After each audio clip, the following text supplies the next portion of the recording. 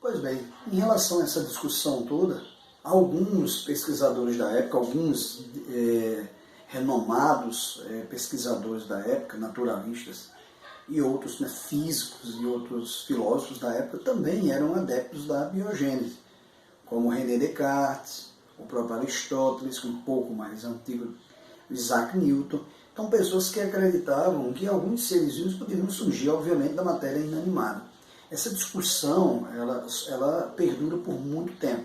A gente percebe pelo próprio o movimento de algumas discussões e o período, a partir do século XVI.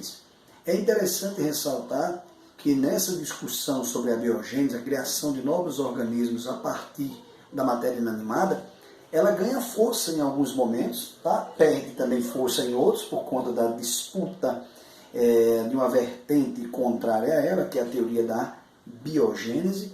Mas a gente vem aqui hoje destacar um detalhe importante. Alguns pesquisadores, alguns naturalistas da época, se destacaram nessa disputa. Por exemplo, um pesquisador naturalista, na verdade ele era médico, belga, ele vivia na cidade de Bruxelas, na Bélgica, e ele defende prontamente a questão da biogênese. É o que é chamado Van Helmont.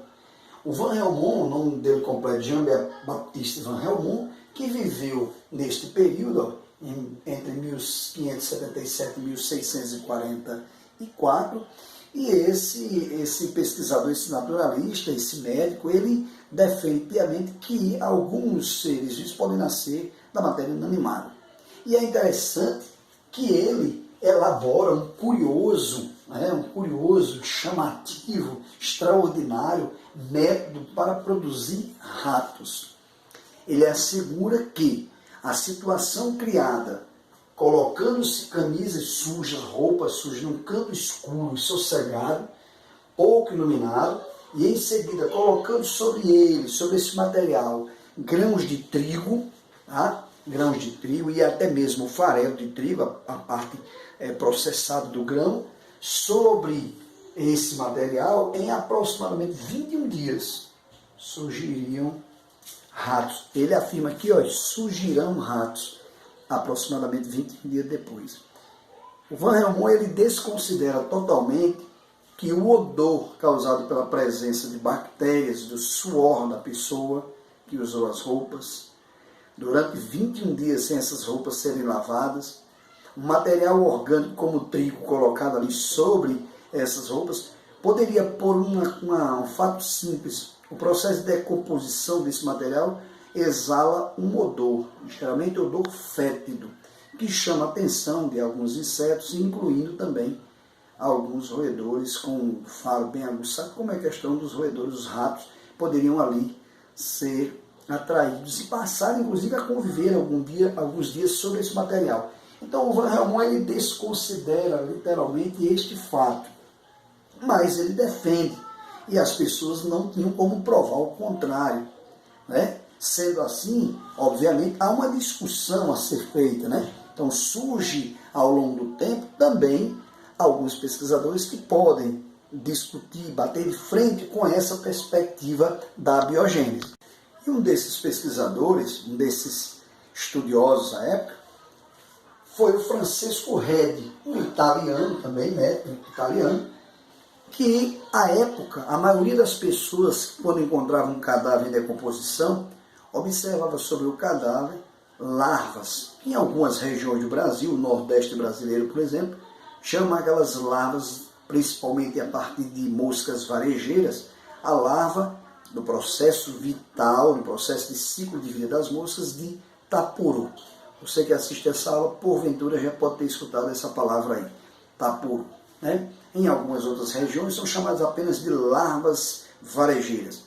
É interessante, e também até da mosca doméstica também, produz também a larvazinha do ciclo de vida desses animais.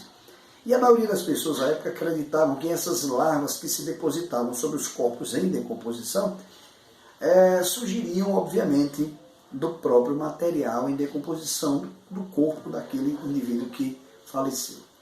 E o Francisco Redi, que viveu no século XVII, no século XVII todo, né? Viveu por volta de 70 anos, e ele defende simplesmente o seguinte, que as larvas presentes nos cadáveres de qualquer inseto que pousasse ali, fazia parte do próprio ciclo de vida desses insetos. No caso aqui, mais frequentemente, as moscas que estavam ali. E ele dizia que as larvas que surgiam a partir desse material era originado do ciclo de vida destes insetos. Hoje nós conhecemos o ciclo de vida da maioria dos insetos e, obviamente, as moscas têm um desenvolvimento chamado indireto, onde ela põe um ovo, esse ovo eclode, se desenvolve, sai uma larva, essa larva passa a se alimentar de matéria orgânica em decomposição e, logo em seguida, depois que ela atinge o crescimento, ela vai e forma um casulo, né? Forma o que a gente chama de pupa. E esse casulozinho fica armazenado em algum lugar até que esse inseto, essa larva, passe a se desenvolver no indivíduo adulto, chamado imago. Então a sequência é ovo, larva, tá? Que aí tem vários nomes, claro, por várias regiões, ovo, larva, a pupa, que é uma espécie de casulo, é a larva encausulada ali. Inclusive, esse tipo de pupa é muito conhecido também por casulos de borboletas, mariposas.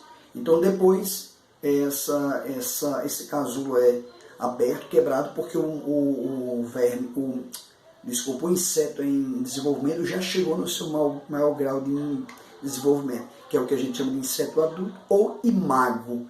Então você tem ovo, larva, pupa e imago. Porém, à época, a maioria dos pesquisadores, das pessoas, acreditavam que aquele material era justamente fruto natural do processo de decomposição. Eles surgiriam do próprio corpo do indivíduo, inclusive morto, né? Agora é inanimada, a matéria é inanimada. E o Francisco Redi, ele discorda piamente. E aí ele vai fazer um experimento, né? O Francisco Redi vai montar um experimento conhecido como experimento de Redi, que inclusive usa nada mais nada menos do que matéria orgânica em decomposição. Tá? Ele vai construir 2 frascos, vai colocar o material dele em 2 frascos diferentes, 2 conjuntos de frascos diferentes, contendo peixe, carne, material em putrefação, deixa aberto por alguns dias. Ele isola com uma gaze, com uma espécie de filtro, né? Porque ele usa um pano tracejadozinho para que as moscas não tenham contato com o material que está ali dentro. E outro, um grupo que ele chama de grupo experimental, ele deixa aberto para que as moscas possam pousar ali e eliminar os seus ovos, para ver se o que está fechado, que a mosca não teve contato, consequentemente desenvolveu alguma alteração sobre ele. Beleza? Então você vai ver daqui a pouquinho já esse experimento, ok?